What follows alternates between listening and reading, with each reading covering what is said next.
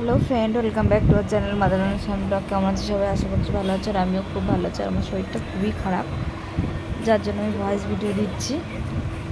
কোনো গলার স্বরটা শুনেও বুঝতে পারছো আমার শরীরটা খুব একটা ভালো নেই।